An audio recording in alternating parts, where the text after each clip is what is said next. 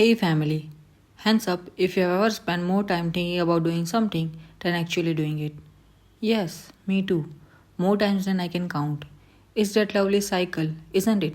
You have something important to do, you put it off, then you feel guilty and anxious about it, and which makes you put it even more. It's a special kind of torture, isn't it? I used to beat up myself so much about procrastinating. My inner critic will chime in and say, of course, you're lazy, you're undisciplined, everyone else can handle this, why can't you? And honestly, it just made everything worse. It fueled this anxiety and made the idea of even starting feel 10 times harder. I know so many of us believe this way. We look at those super productive people online and think, what's wrong with me? We get caught in this misconception that we need this huge wave of motivation to suddenly appear before we can tackle anything. We wait for that perfect moment, that surge of energy. And guess what? It rarely shows up on its own.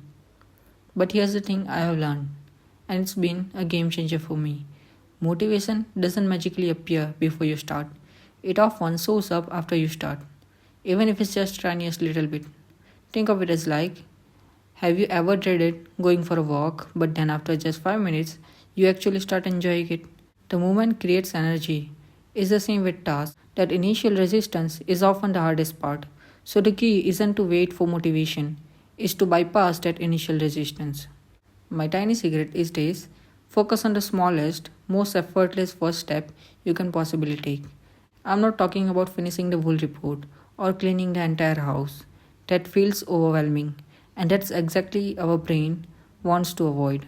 Instead, if I need to write an email, my first step will be just opening the email. That's it. If I need to tidy up, maybe it's just putting one single item away. If I have to work on a big project, I might just open the file. The goal here is to take that initial barrier so ridiculously low that your brain barely registers it as effort. It's like tricking yourself into starting. So, what happens next? It's often surprising. That tiny bit of action creates a little bit of momentum. Once the email is open, I might as well type a subject. Once one thing is put away, maybe I'll notice another thing and easily put away too.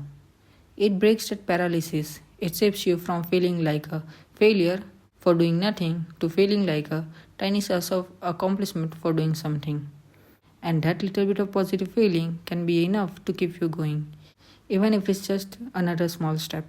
You start to chip away at the guilt and anxiety because you are actually moving forward. So here's our little experiment for this week. Family, whatever you have been putting it off, I don't want you to think about it. Just think about the absolute tiniest first step. And then just do that one tiny thing. Share it in the comments below what that tiny first step is going to be. Let's support each other and celebrate those small wins. Remember, we are all in this together, and even the biggest mountains are climbed one small step at a time. So, thank you for hanging out with me today. I hope you had a good time. Thank you so much for watching. My name is Kailas, and I will see you in the next one. And remember, it's okay if some days are still a struggle. Be kind to yourself. We are not aiming for perfection, just progress. I'll see you in the next one. Toodles.